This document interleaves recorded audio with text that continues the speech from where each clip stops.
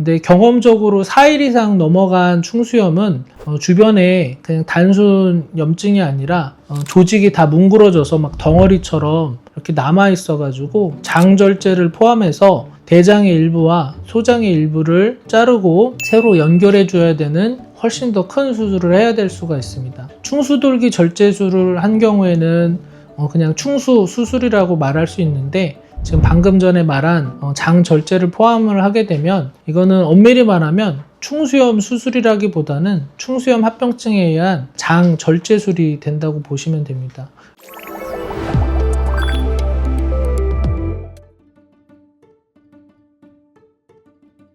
충수돌기는 사람한테 일종의 퇴화된 장기인데, 소장의 끝과 대장의 시작하는 부위에 한 새끼손가락 정도 크기의 소화 장기라고 보시면 됩니다. 근데 기능은 전혀 없기 때문에 수술 후 절제해도 일상생활을 하는 데는 전혀 문제가 없습니다. 제가 직접 집도했던 환자들 중에 지방에 집이 있었는데 이제 서울에서 공부하는 학생이었는데 배가 며칠 동안 계속 아팠는데 그냥 약국에서 진통제 먹고 그걸 억지로 참다가 한 5일 만에 와가지고 진단을 받고 수술 받았던 환자분이 계셨습니다.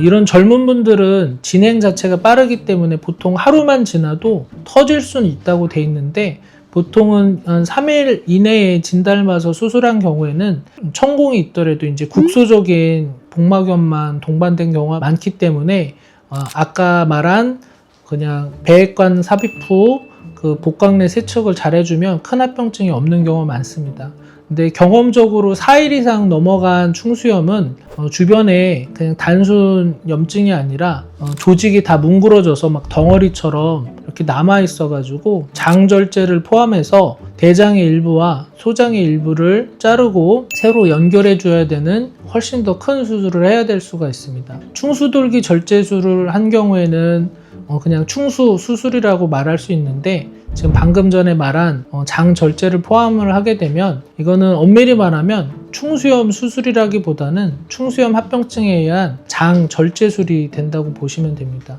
그래서 제가 방금 말한 그 학생은 5일째 돼서 왔는데 너무 주변부에 염증이 퍼져 있고 조직 상태가 안 좋아서 정상적인 조직과 괴사된 그런 조직을 분리하고 정상적인 장을 서로 연결하는 장 절제술을 시행받은 경우가 있습니다. 다행히 한 입원 일주일 정도 하고 별 문제 없이 나아서서 갔긴 했는데, 그 친구가 2, 3일만 먼저 병원에 방문해가지고 진단을 받고 치료를 받았으면 훨씬 환자가 큰 문제 없이 빨리 퇴원하셨을 수 있을 거라고 생각이 됩니다. 그리고 충수염에 있어서 특히 주의해야 될 분들이 있는데 65세, 70세 이상의 고령자분들입니다. 요즘은 60대는 크게 어떤 노인뿐이라고 말씀드리기도 힘들 정도로 젊어 보이고 건강하신 분들도 많은데, 그래도 65세 이상 분들은 고위험군이라고 표현할 수가 있고, 가장 큰 문제점은 증상이 젊은 사람들보다 훨씬 미약하기 때문에 막 복통이 크게 있는 게 아니라 그냥 소화불량, 뭔가 불편감 이런 거로 그냥 이제 배탈 난 줄 알고 그냥 약국에서 약만 먹고 그냥 지내시다가 한 1, 2주 동안 계속 조금씩 안 좋아지다가 이제 컨디션 자체가 매우 나빠진 상태로 오시는 분들이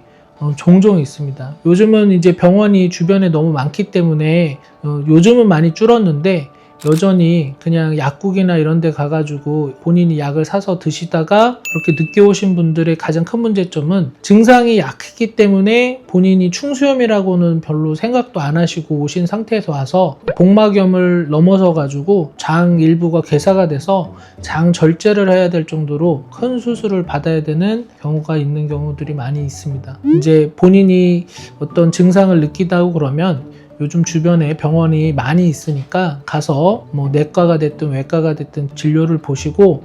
충수염이 의심된다 그러면